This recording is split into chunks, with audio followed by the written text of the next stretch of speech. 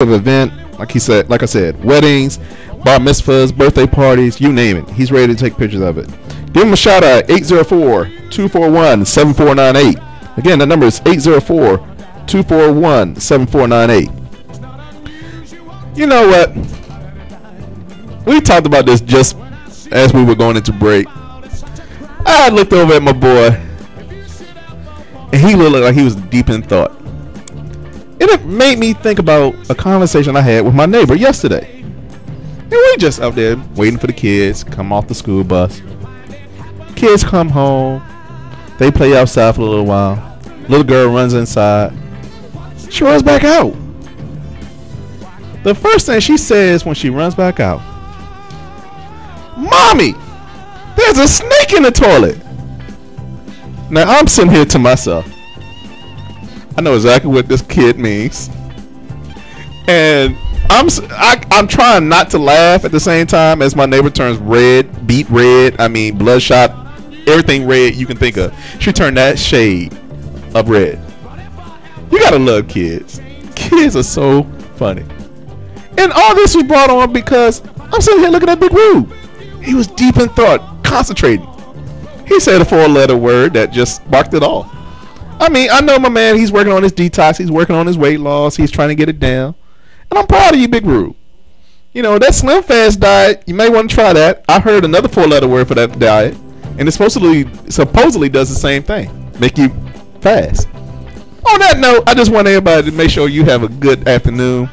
Cleanse your colon, everybody. Get it checked out. Make sure you clean as a whistle. Because I hate to come to your house and see that there's a snake in your pool. That's my little corner for the day.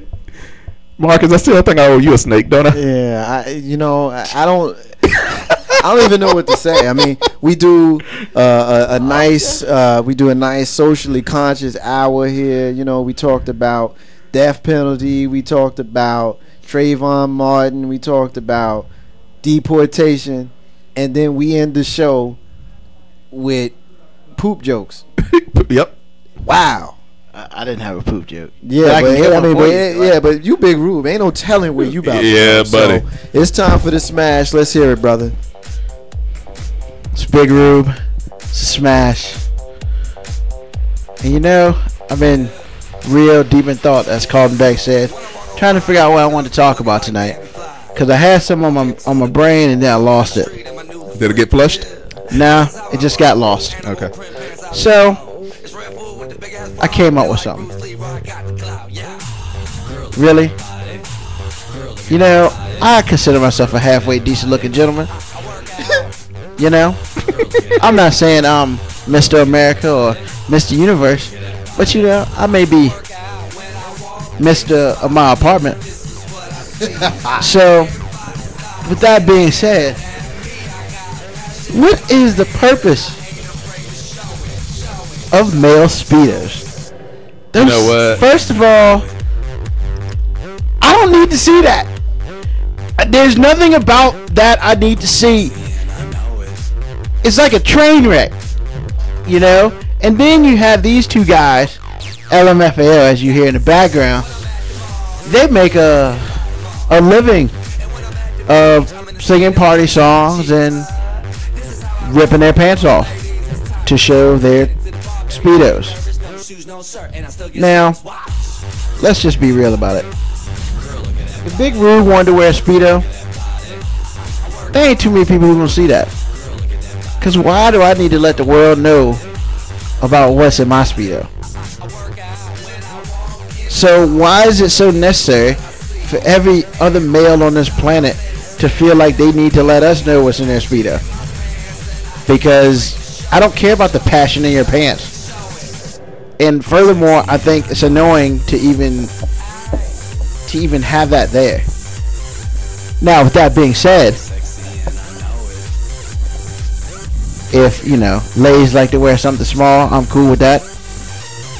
You know? You know what? Don't make me go there on you. Because I like when women wear small things. What are you talking about? We ain't gonna talk about Halloween. Hey, Banks, what are you talking about? Halloween. It's summer. Halloween. It's summer, man. We got 78 degrees weather in Virginia. Wear the smallest thing you want. It's only when it's cold weather where it's not my big deal. Because it ain't me. I ain't freezing. But look, guys, whatever you got in your pants, I don't need to see it. Not what I'm into. And I'm pretty sure a whole bunch of dudes out there will agree with me. It's a big roof. It's a smash. Keep the passion in your pants. Wow. All right. So we go from, let's see. We go from deportation to execution to Trayvon Martin to poops and Speedos. That sound about right, Calm back? Yeah, that sounds about right. Sound about right. They ain't no half step. Ain't no telling what you're going to hear. That's what's up. I love my fellas. You know why? Because they keep me honest, man. You know what I mean? They keep me from throwing my right fist up in the air too far, too high, and talking about a revolution like you hear Bob Marley in the background singing. Revelations, revolutions, the whole 9 yards. I'm going to go ahead and end the show with my moment here that I affectionately like to call the Marcus's Unrelated Rant. You know, working on a radio show, I'm keenly aware of making sure the mic is hot when I want to say something. I'm also aware that I should watch my profanity level when I'm thinking it's cold, because, you know, it might still be hot. Over the last few years, months, days, whatever, there have been some rather funny, embarrassing, and even revealing situations where famous people, politicians, whomever, have been caught running their mouth in overtly honest moments with hot mics, unbeknownst to them. In a rather vulgar tirade caught on tape by Fox News, Reverend Jesse Jackson said that he wanted to cut Barack Obama's nuts out and accused a fellow Chicagoan of, quote, talking down to black folks, end quote, by giving moral lectures to black people. Reverend's shocking quotes were picked up by the hot mic before an interview on the healthcare in Fox's Chicago studio. We could go on and on about the possible jealousy angle, as this man, Obama, just ascended to the highest office in the nation while Reverend Jackson's influence had begun to wane. Jackson claimed the president talked down to black church folk by imploring them to quit playing video games and read some books and take a greater emphasis on being fathers and to look to real careers instead of the prerequisite rap star, basketball star, and things like that.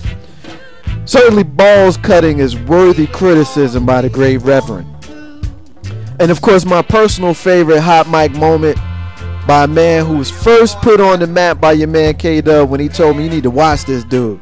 Joe Biden, Vice President Joe Biden, who said to the President Obama, right before the President announced that health care reform we just mentioned, saying, it's a big effing deal, man. It's a big effing deal. I swear, I love Joe Biden. Liked him a little bit more after that. I got to be honest. I like real folks. I don't like fake folks. I liked it when Howard Dean was screaming, yeah, we're going to New York. I like that, man. Somehow, that ended up killing his political aspirations. But hey, I liked it. I got a kick out of it. So seeing the Veep drop the F-bomb didn't hurt me one bit. Quite the contrary, it endeared me to him just a little bit more. Then recently you had Rick Santorum telling the reporter it's some bull because of the reporter. The reporter questioned him on the statement that Mitt Romney was the worst Republican in the country to go up against Barack Obama. I guess Rick didn't like being questioned on his own words that were caught on tape. We all saw it, heard it, everything. I didn't like when folks was being misquoted, but dude, you actually said this. We got you on tape.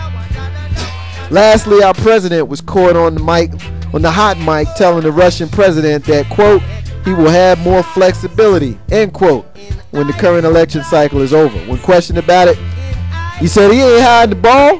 What's true is true. I tend to agree with that. What president do you know is able to make these kinds of promises while he could be possibly classified as a lame duck president? Hot mic or not, this time I kind of agree with him. So the main thing that I want to kind of point out here is folks should be aware of their surroundings. Savvy politicians, media mavens, whatever you want to call them, should be more aware that their private words may be made not so private. That's the Marcus's Unrelated Rant that ain't got nothing to do with what we talking about here today. It's the end of the show. Appreciate everybody for listening. Want to thank Big Rube for sharing his thoughts and his feelings on such things as the death penalty, the Los Angeles Lakers, and everything else we talked about. I want to thank Carlton Banks for sharing information on CL photography. Please shout out this man. Has a great business, and he can do a lot of great things for you, including taking pictures of your weddings, bar mitzvahs, even your bachelor parties if you want to have it documented. I want to thank K-Dub for calling in and doing his NBA section as he does every single week. I want to thank all our callers and every single person who has anything to do with Global Scale Radio. Special thanks for Jay Grizzy Green for popping in for a quick moment here with us here on the show. Join us next week. Ain't No Half Steppin' with Marcus J. every single Tuesday from 7 p.m. to 9 p.m. Eastern Standard Time here on Global Scale Radio. So in the abundance of water, the fool is thirsty. Those are the words of Bob Marley. Ain't No Half Steppin', Marcus J. We back next week. Peace!